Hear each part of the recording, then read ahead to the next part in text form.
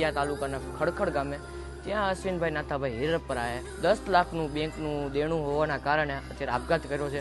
અશ્વિનભાઈના ઘરની સદસ્યની વાત કરી દઉં તો એમ એક સંતાન છે જેની ઉંમર 14 વર્ષ છે અને તેમના એક વાઇફ છે. અને અશ્વિનભાઈની આર્થિક સ્થિતિ બહુ ખરાબ હતી, તેના કારણે તેને અત્યારે આપઘાત કરવો પડ્યો છે. આપણે તેમના ફેમિલી સાથે વાતચીત કરી અને તે શું કહેવા માંગે છે. અને અશ્વિનભાઈ નાથાભાઈ હિરપરા મારો નાનો ભાઈ, અને બેંકના ફોન આવવાના પ્રેશરથી એને આત્મહત્યા કરી છે. ઝેરી દવા પીને અવારનવાર ફોન આવતા, બેંકનું ધિરાણનો કરજો હતો, એના હિસાબે આત્મહત્યા કરી છે. ભાડાના મકાનમાં રહેશે. અત્યારે આ પાછો તો મારી ઘરે એનું બેસવું રાખ્યું છે. સમસાઈને અત્યારે બધું મારી ઘરેથી કાઢ્યું છે. અને ઘરના સભ્યમાં મા દીકરો બે છે. છોકરાની નાની ઉંમર છે, ભણવામાં હોશિયાર છે. તો બંને એટલે એને મદદ કરો, સહાય કરો. જમીન છે એની એ સંયુક્ત છે, એની પ્રાઇવેટ કાંઈ છે નહીં.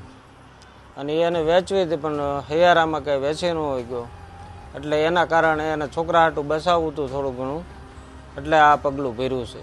તો શું નામ છે ભાઈ તારું? મારું નામ હિરપરા દર્શિલ અશ્વિનભાઈ. અત્યારે કેટલામાં ધોરણમાં તમે અભ્યાસ કરો? હું 10મા ધોરણમાં પ્રવેશ કર્યો છે.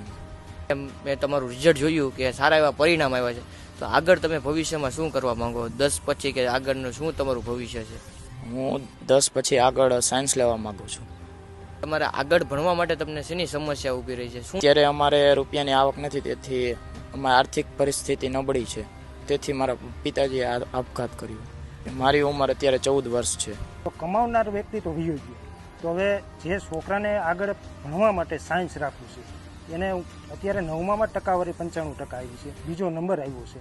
તો હવે આગળ એને ભવિષ્યમાં ભણવા માટે કામનાર કોઈ વ્યક્તિ નથી. એટલે પબ્લિકને એટલું કહેવાનું કે થોડી ફૂલ નહીં તો ફૂલની પાકડી સહાય કરે. એને સ્ક્રીન ઉપર દેખાતો QR અને બેંક ડિટેલ જે દેખાય છે એમાં જે બને તમારાથી જે બને એ સેવા કરો. ફૂલની પાકડી બધે. ખુદનું ઘરનું મકાન પણ નથી અને ભાઈને દેણું પણ ઘણું થયું, એના લીધે આ પગલું ભરવું પડ્યું. બને આમ છોકરાનું ભવિષ્ય સુધરે તેના માટે આ જે ડિટેલ્સની દેખાડવામાં આવે છે. વિડીયોને જેમ વાયરલ કરો કે આનાથી જે વધારે કોઈને સેવા કરવી હોય તે કરી શકે અને આગળનું તેનું ભવિષ્ય સુધરી શકે. કે જેને એને સાયન્સ લેવાનો શોખ છે તો એના આગળ ભણવામાં તે આગળ વધી શકે અને કાંઈક એનું પ્રગતિ કરી શકે.